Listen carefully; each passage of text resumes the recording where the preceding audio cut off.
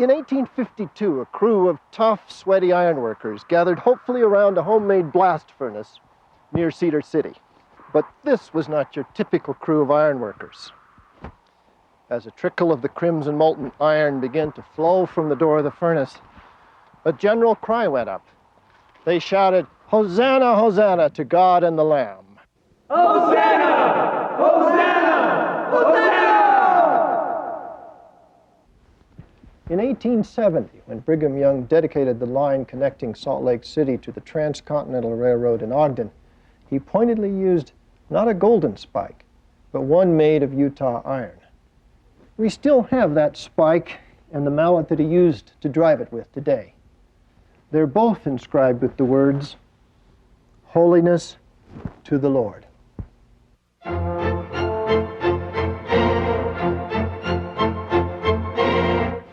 Every branch of Zion's cooperative mercantile institution, you only have to say it once to know why the people shortened it to ZCMI. Every branch of ZCMI and more than 100 Mormon towns and villages displayed the motto, "Holiness to the Lord," often accompanied by such symbols as the beehive, hands clasped in brotherhood, or the all-seeing eye of God.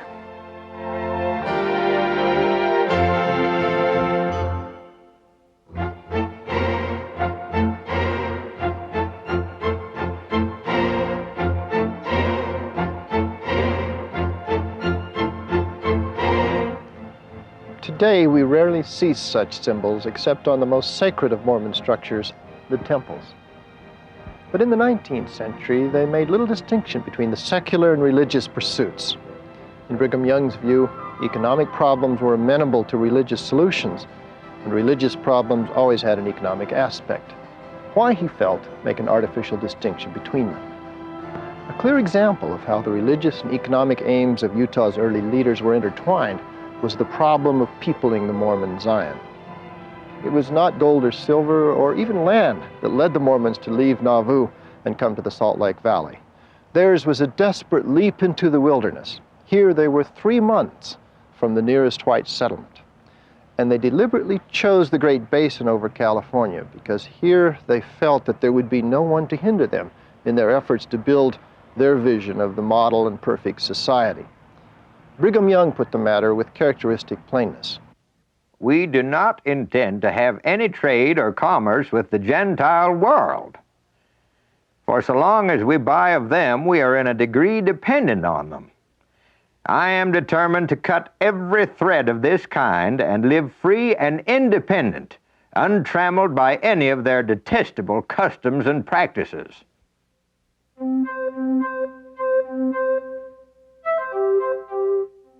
If Brigham Young were determined to cut every thread binding Mormons to the Gentile world, he would have to show equal determination in teaching Mormons to make threads of their own. And this, as every leader of a developing third world nation in the world today knows, is a formidable, all-absorbing task. Brigham Young's first economic problem involved transportation. How to get the 8,000 or 9,000 Mormons on the Missouri across Nebraska and Wyoming to Utah, and more troublesome, how to bring the tens of thousands of British and European saints to the new Zion.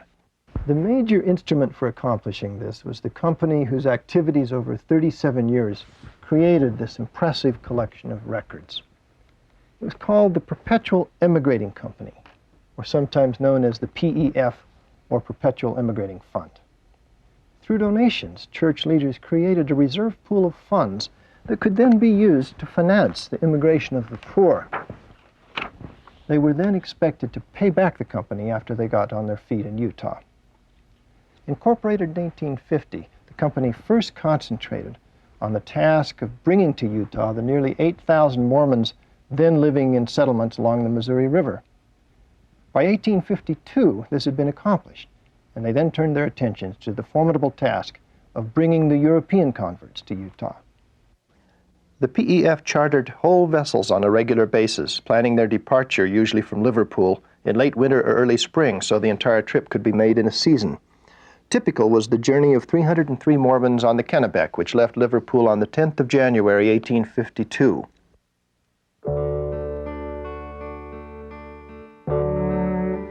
The Atlantic crossing for the Kennebec passengers was, as one wearily noted, a long, rough voyage.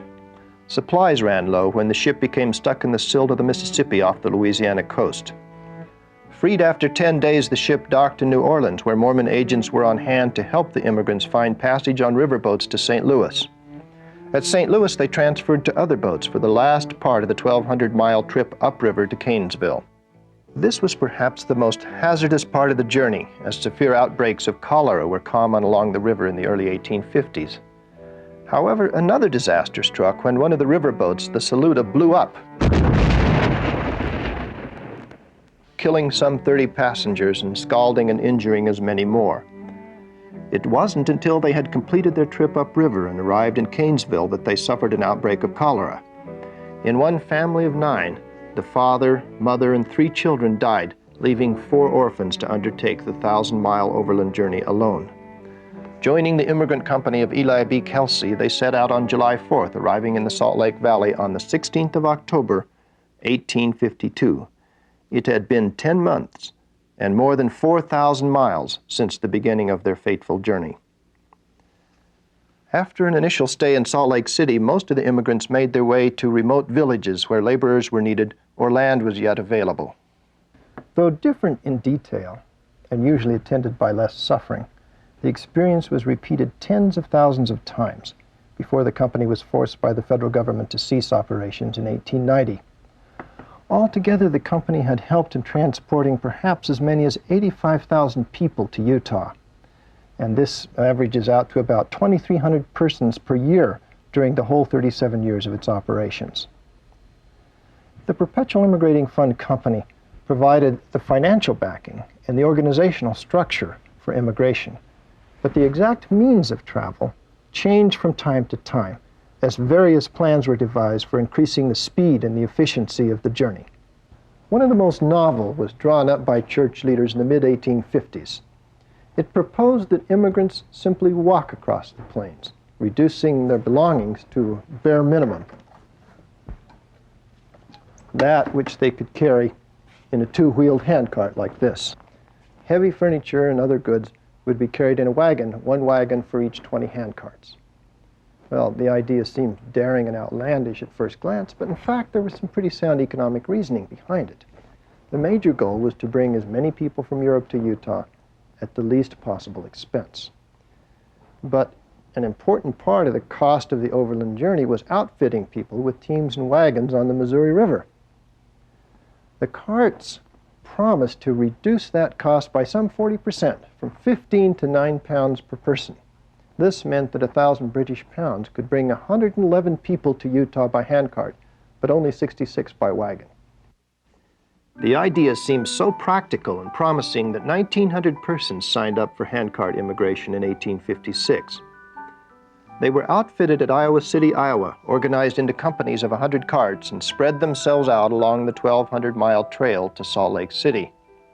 The first 3 companies arrived without mishap, the immigrants seemingly more robust and healthy upon arrival than those in team and wagon trains.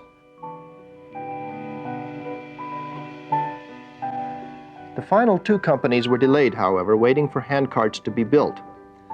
They left Iowa City in 2 groups on July 15th and 28th under James G. Willey and Edward Martin.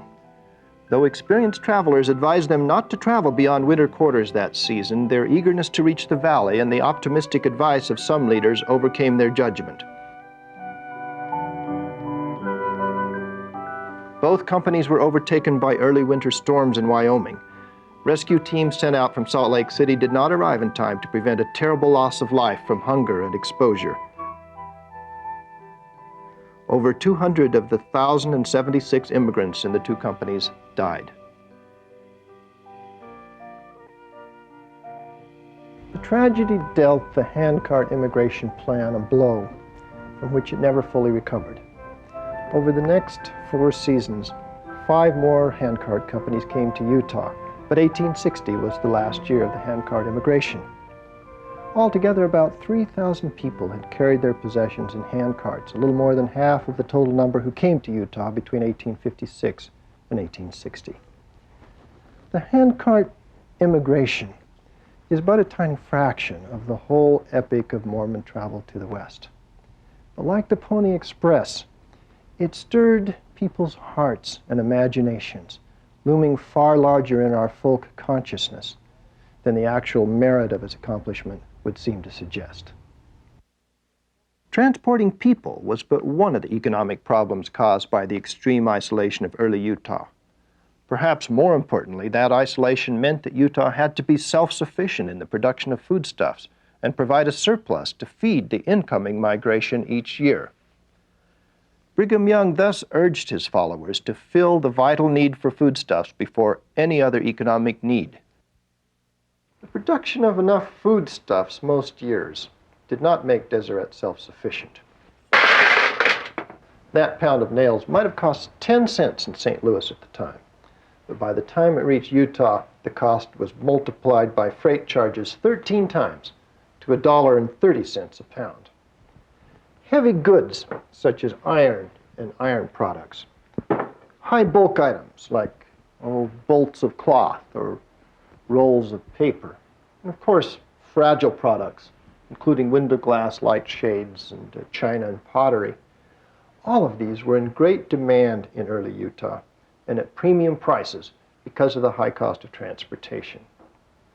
By 1848, the supply of such goods that had been brought by the first settlers was almost exhausted, and the people were unable to replace the worn-out goods with items of their own manufacture and too poor to order new ones shipped across the plains. The problem was resolved temporarily in what seemed to the Mormons to be a miraculous manner. California-bound gold seekers began streaming into the valley in 1849 and 1850, willing to pay hard cash for foodstuffs, supplies, and fresh livestock. They often abandoned wagon loads of scarce merchandise in their eagerness to beat others to the gold fields. This harvest of '49, as Leonard Arrington called it, could at best be only a stopgap. As the population grew, the demand for Eastern goods grew with it. This constantly put the Commonwealth into an adverse balance of trade, draining hard cash away from Utah and feeding an inflationary spiral. The solution, as Brigham Young preached on every possible occasion, lay in building up manufacturing in Utah. The kingdom of God cannot rise independent of the Gentile nations until we produce, manufacture, and make every article of use, convenience, or necessity among our own people. And so it's no surprise that during all the 19th century, the Mormon Church did everything possible to encourage the growth of manufacturing in Utah. Let me give you an example. This is a copy of the first number of the Deseret News. It's dated June 15th, 1850. It all makes for very interesting reading. But can you imagine the quantity of paper that you'd have to haul by oxen across the plains in order to keep even a weekly newspaper in operation? Thomas Howard, an English convert with experience in paper manufacturing, was asked to save the day by putting together a paper mill. He had one all designed by the fall of 1851, but shortages of rags and other problems inhibited the operation. This number, dated August 3rd, 1854, was obviously printed on Utah-made paper, somewhat coarse in texture and gray in color compared to the imported paper. The quality of the paper was improved when new machinery was imported in the 1850s and then again in 1860. But there was always a need for rags with which to make the paper. In 1861, George Goddard, a stalwart member, was called on a rag mission, going from door to door, asking people for rags that were needed in order to keep the mill in operation. Thanks partly to Goddard's efforts, the mill became so successful that by 1869 it was able to withstand the competition of Eastern firms that were shipping by rail. It continued operations until 1883. The next year after the paper mill was founded, church leaders began efforts to fill two other basic but very different needs. That for iron, so essential to every aspect of modern life, and for sweets, perhaps less essential, but no less in demand. In iron as in papermaking, it was British converts who had had experience in manufacturing the product in the Old World who were asked to develop the industry in Utah. Sent to found Cedar City in 1851, they put their all into what ultimately turned out to be a discouraging venture. Their small blast furnace produced some quantity of iron in 1852, a cause then for great rejoicing. By 1855, they had produced 11 tons or more, and the operation seemed well on its road to success. Then a multitude of problems descended. Drought, famine, flood, and the dislocation caused by the Utah War of 1857-58. The records show that the population of the town declined drastically in 1858. The iron-making effort was abandoned that October. Not until the capital of giant companies was brought to the region in the 20th century did Utah produce significant amounts of iron.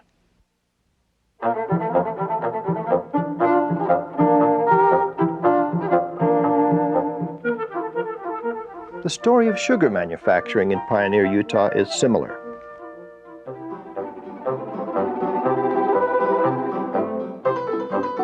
The search for something to satisfy a healthy sweet tooth had led early Utahns to distilled carrot juice, boiled willow shoots, and eventually to this staple, black molasses, a thick, sticky, heavily flavored syrup.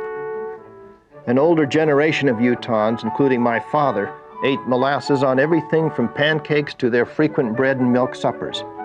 I've tasted it, and am wholly sympathetic to the enormous effort Apostle John Taylor put into the attempt to make sugar in Utah.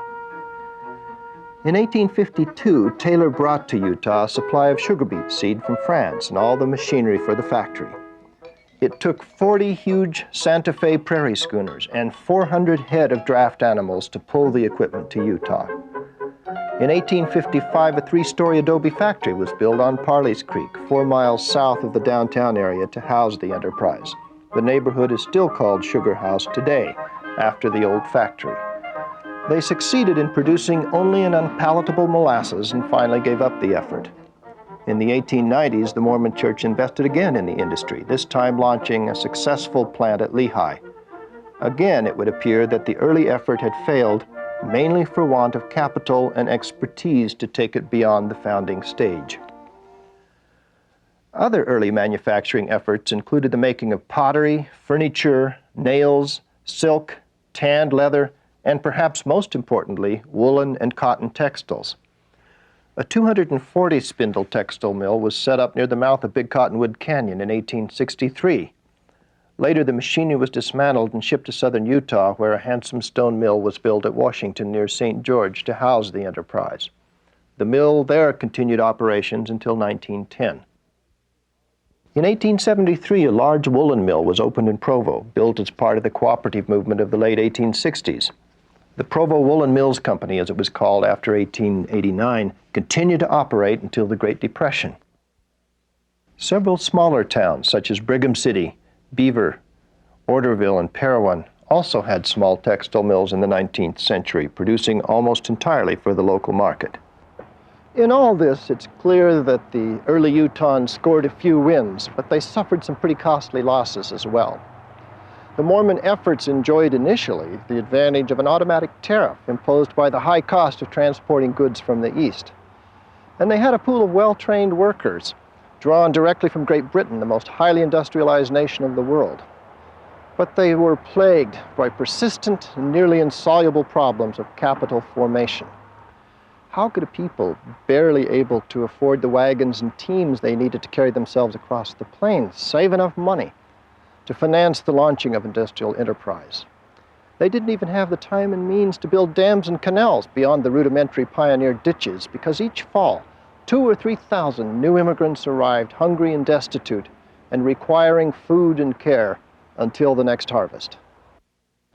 It was the Mormon institution of tithing, which more than any other provided the capital Brigham Young needed to launch the various industrial enterprises undertaken under his auspices. The office was described by an early visitor to Utah the shelves and the deep warerooms of this all-devouring theocracy groan and bulge with everything it is conceivable that mankind should sell and buy on this side of the Rocky Mountains. Here are piles of rawhide, bins of corn, wheat and rye, oats and barley, casks of salt provisions, wool, homespun, indigo, cocoons and raw silk, butter, cheese, and even the most destructible of vegetable growths. Not only potatoes, turnips, and other root crops, but even green peas and beans. Though many of these commodities were used for poor relief, any surplus that could be marketed was. The proceeds going to a general church fund used for industrial capital as well as for other purposes. The tithing system greatly facilitated exchange, and in addition involved itself in taxation, public works projects, welfare, warehousing and general distribution, as well as retail and wholesale merchandising, cooperative livestock management, and banking. Probably most importantly, however, it was an instrument church leaders could use to control economic development. They used it to divert surpluses from one activity and allocate them to others, to support colonization in one locality but not another. Their constant aim was to increase the general productivity of the Commonwealth and insofar as possible to fulfill Young's wish that threads binding the Mormons to the outside world be cut. As time went on, the taste for imported goods increased in spite of the strong opposition expressed by Brigham Young. I would rather see every building and fence laid in ashes than to see a trader come in here with his goods. The consequence of Young's policy was that an increasingly brisk business and trading fell almost entirely into the hands of non-Mormons. By the mid-1860s, it was clear that the impending arrival of the railroad would increase the trade in imported goods. Realizing this, Young did an about-face, concluding that if the trend was inevitable, it should be controlled by the Mormons. In 1866, he supported a boycott of non-Mormon stores, and by early 1869, he had pieced together a blueprint for a church-sponsored mercantile system, Zion's Cooperative Mercantile Institution. A mother store in Salt Lake City would serve as the major importer and wholesaler of manufactured goods, and local community stores would be founded in every town as retail outlets. Stock issues for both the wholesale and retail stores were to be in small denominations so all could invest, and eggs, cheese, or any other local commodities could be used to purchase stock. Stores in the system could be identified by the ZCMI logo, which consisted of an all-seeing eye, beehive, or other symbol with the words "Holiness to the Lord" inscribed above it.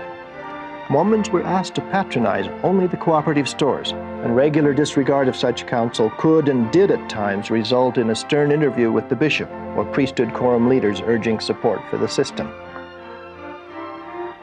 The co-op store buildings still dot the Utah landscape, however, mute testimony to the powerful impact of what was surely one of Brigham Young's most successful economic innovations. Today's giant ZCMI department store chain is a much altered living remnant of the cooperative system begun by the Mormons in 1869. The founding of ZCMI did not represent in Young's mind, however, a capitulation to the inevitability of Utah's dependence on outside manufacturers. It was Brigham Young's aim that the substantial profits realized by the cooperative stores be reinvested in the founding of local industries. In some communities, the store served as a base which expanded into a great variety of community-owned enterprises. Hiram, Utah, Paris, Idaho, and a number of other towns were noted for the extent of cooperative industry in the town, but the granddaddy of them all was Brigham City.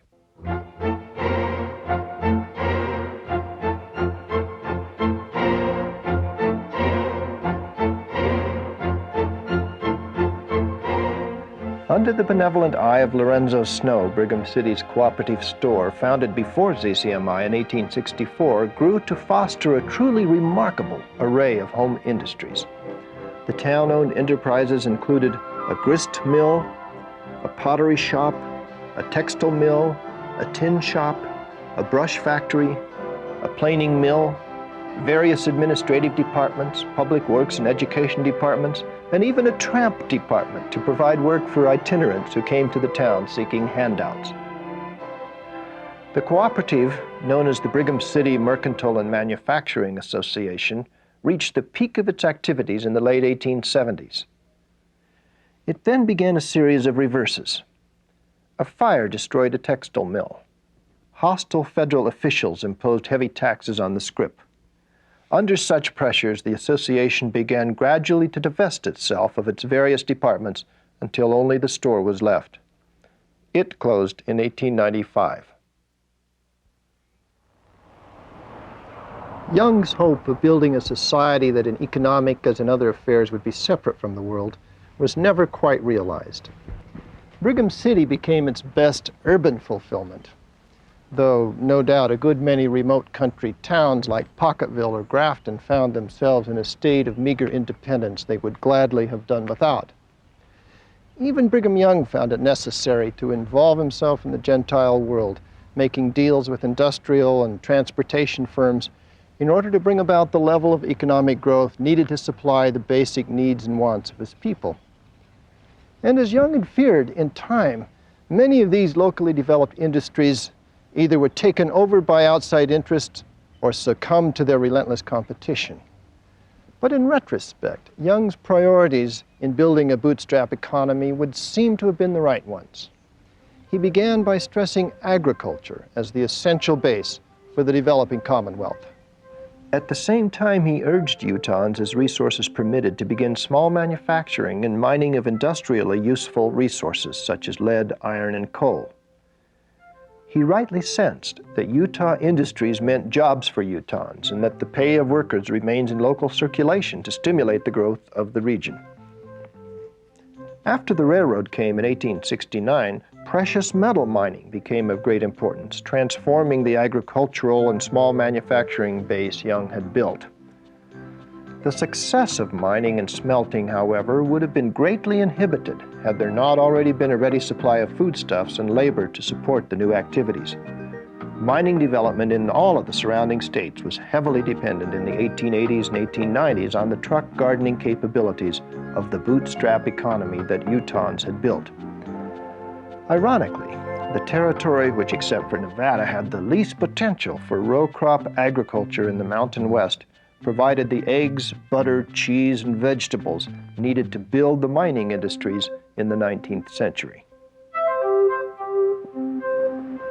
The Utah example could offer much to those in developing nations around the world today trying to plan for stable and sustained economic growth. And it also has some lessons for our personal lives. The old Mormon symbols explicitly stated that our conduct in our economic lives should be governed by the same principles as our conduct in our religious lives. It's hard to find examples of those symbols in Utah today, and yet the enterprises fostered through those symbols built the base that launched Utah into a modern economy.